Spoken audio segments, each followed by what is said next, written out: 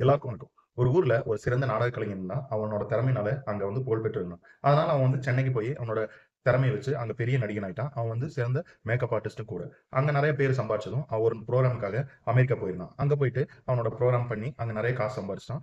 திரும்பி ஊருக்கு வரதுக்காக ஏர்போர்ட்ல நிக்கும்போது அங்க ஒரு மிஷின பார்த்தான். அந்த மிஷின்ல என்ன போட்டிருந்துச்சுன்னா, "நீங்க இதுல $1 போட்டீங்கன்னா, நீங்க யாரு அப்படிங்கிறத இந்த மிஷின் கரெக்ட்டா சொல்லும்."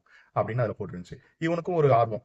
அதுல போயிட்டு இவன் ஒரு டாலர் போட்டான். அப்ப அந்த மிஷின் சொல்லுச்சு, நீங்க ராமசாமி, நீங்க ஒரு சிறந்த நாடக கலைஞர். நீங்க இப்ப இங்க அமெரிக்காக்கு நாடகம் பண்ண வந்திருக்கீங்க. இப்போ உங்களுக்கு ஃப்ளைட் இருக்கு. நீங்க வந்து ஊருக்கு போறீங்க அப்படின்னு அது சொல்லுச்சு. அவனுக்கு ஒரே ஆச்சரியம். எப்படி அது கரெக்ட்டா சொல்லுதுன்னு.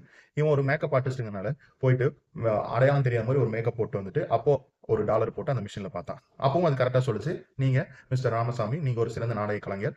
நீங்க இப்ப வந்து அமெரிக்காவுக்கு வந்து நாடகம் போட வந்திருக்கீங்க. இப்ப வந்து ஊருக்கு போறக்கு ஏர்போர்ட்ல வெயிட் பண்றீங்க அப்படின்னு கரெக்ட்டா சொல்லிடுச்சு. அவனுக்கு ரொம்ப கோவமாயிருச்சு. இந்த மிஷின எப்படியாவது நம்ம தப்புன்னு ப்ரூவ் பண்ணணும் அப்படின்னு சொல்லிட்டு, அவரு போயிட்டு ஒரு 16 வயசு பொண்ணு மாதிரி ஒரு வேஷம் போட்டு, தத்ரூபமா வேஷம் போட்டு வந்து அந்த மிஷின்ல $1 போட்டாரு. அப்ப அந்த மிஷின் வந்து ஒரு நிமிஷம் யோசிச்சுட்டு, "நீங்க மிஸ்டர் ராமசாமி, நீங்க வந்து சிறந்த நாடக கலைஞர். அமெரிக்காவுக்கு வந்து நாடகம் போட வந்திருக்கீங்க. இப்ப வந்து நீங்க ஊருக்கு போறதுக்கு ஏர்போர்ட்ல வெயிட் பண்றீங்கன்னு" கரெக்ட்டா சொல்லிருச்சு.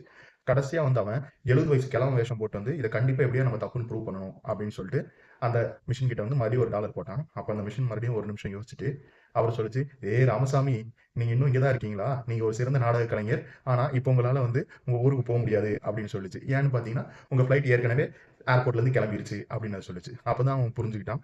நாம எவ்வளவு பெரிய ஆளா இருந்தாலும், மத்தவங்கள தப்புன்னு ப்ரூவ் பண்ண நெனைச்சோம்னா, நாம தான் கடைசியில முட்டாளாவோம் அப்படின்னு. நன்றி.